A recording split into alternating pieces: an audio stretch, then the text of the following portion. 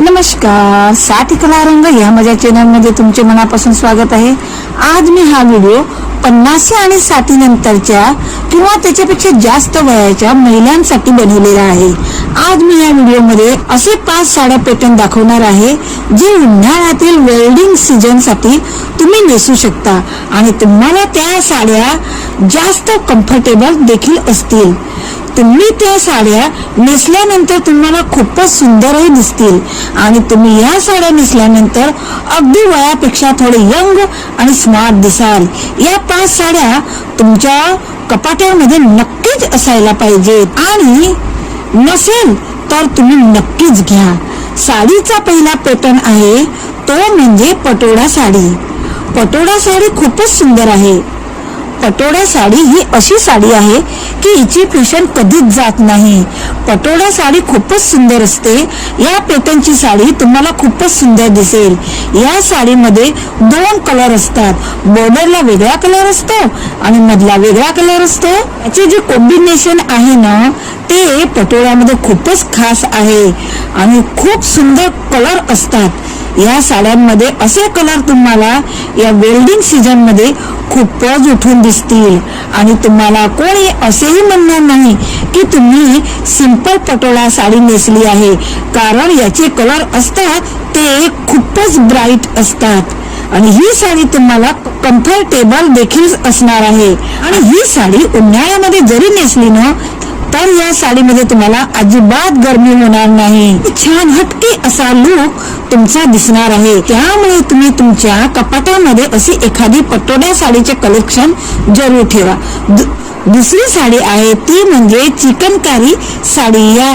या ज्या साड्या असतात ना त्या थोड्याशा लाईट शेडच्या असतात पण खूप सुंदर दिसतात आणि या वयाला त्या साड्या अगदी परफेक्ट असतात। इव्हिनिंगच्या वेल्डिंग मध्ये किंवा पार्टीला या साड्या खूपच छान दिसतात। तसेही कोणत्याही फंक्शन मध्ये तुम्ही ही साडी नेसू शकता। या साडीमध्ये अगदी लाईट पण सॉफ्ट कलर असतात। या साडीवरती चिकनकारी वर्क केलेले असल्याने आपल्याला कुठेही इजा होत नाही। आपल्या अंगाला ती घसवली जात नाही आणि टोचलीही जात नाही। वयस्कर मैत्रिणींसाठी हा पॅटर्न खूपच छान आहे। या साडीतील 2 किंवा 3 कलरच्या साड्या तुम्ही नक्की घेऊ शकता। मध्ये जे काही कलर असतात ना ते तुम्ही कुठलेही कलर घालू शकता। उन्हाळ्यामध्ये दुपारचे लग्न असतात ना तर त्या दुपारच्या लग्नामध्ये या साड्या तुम्हाला खूपच कम्फर्टेबल वाटतील। हवं तर याच्यावर एखादं वर्क असलेली साडी पण तुम्ही घेऊ शकता। तर अशी एक चिकनकारीची साडी तुमच्या कपाटामध्ये 1 किंवा 2 असायलाच पाहिजे। आता साडीचा तिसरा प्रकार आहे किंवा फॅब्रिक आहे ते म्हणजे शिफॉन साडी।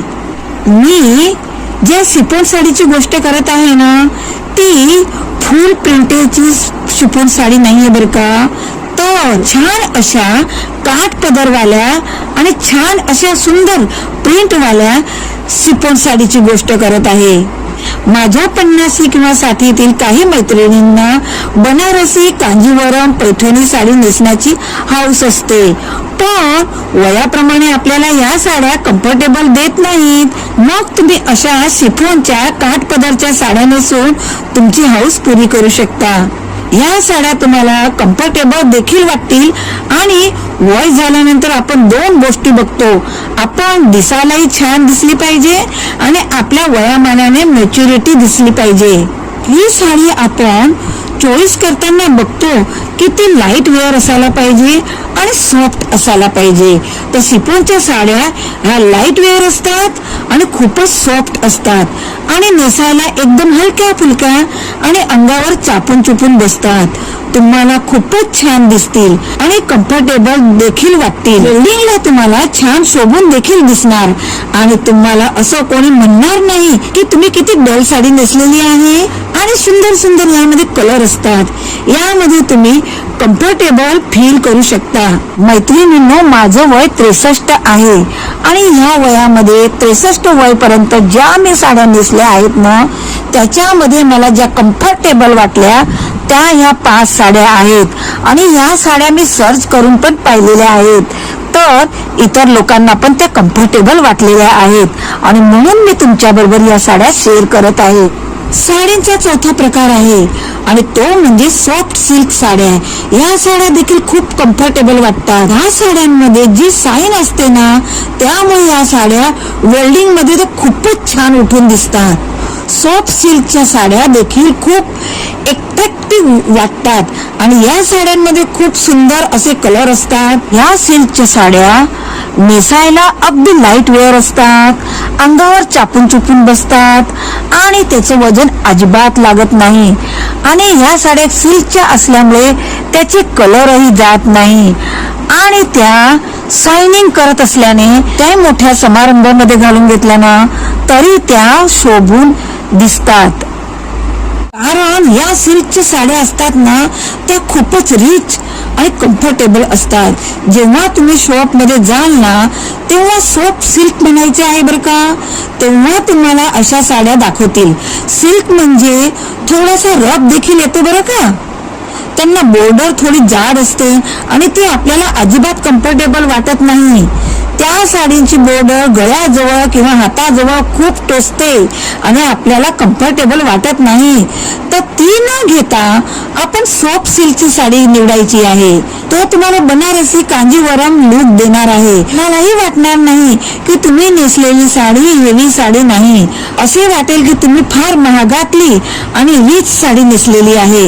अशा सॉफ्ट सिल्क साड्या जर तुम्ही वेडिंग मध्ये नेसाल तर तुमचा लुक चार चौघांमध्ये उठून दिसेल. आणि म्हणूनच अशा साड्या तुमच्या कपाटामध्ये 3-4 तर असायलाच पाहिजे.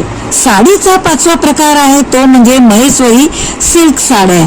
या साड्या सुद्धा 40 ते 70 वया गटातील महिलांनी नेसल्यावर खूपच सुंदर दिसतात. अशा साड्या तुम्ही लग्न समारंभामध्ये नेसण्यासाठी निवडू शकता. ह्या साड्या सिल्कच्या असतात पण थोड्या कॉटन टाईप असतात आणि एकदम नरम नरम असतात. ही सिल्क अंगावरून सटकत नाही, अंगावर व्यवस्थित बसून राहते आणि म्हणूनच अशी साडी तुमच्या कपाटामध्ये असायलाच पाहिजे. तुम्हाला मी इथे 5 प्रकारच्या साड्या सांगितल्या आहे. या 5 प्रकारच्या साड्या 50 ते 60 किंवा त्याच्यापेक्षा जास्त वय गटाच्या स्त्रियांसाठी एकदम कम्फर्टेबल आहेत. या साड्या अजिबात टोचत नाही, नेसण्यासाठी एकदम हलक्या असतात आणि अंगावर चापून चुपून बसतात. या साड्या अंगावरून सटकत नाही आणि या साड्या दिवसभर अंगावर जशाच्या तशा राहतात. म्हणूनच या 5 प्रकारच्या साड्या तुमच्या कपाटामध्ये नक्कीच असायला पाहिजे. तुम्हाला हा व्हिडिओ आवडल्यास लाईक करा आणि चॅनलला आतापर्यंत सबस्क्राईब केलं नसेल तर सबस्क्राईब करून द्या. सबस्क्राईब करायला तुम्हाला 2 सेकंद लागणार नाही, पण माझे मनोबळ वाढेल आणि म्हणूनच सबस्क्राईब नक्की करून द्या. मैत्रिणींनो, हिरव्या बांगड्या ह्या आपल्या महाराष्ट्रातील सौभाग्यवती स्त्रियांची आन बान शान आहे आणि म्हणूनच हळदीमध्ये पण हिरव्या बांगड्या दिल्या जातात.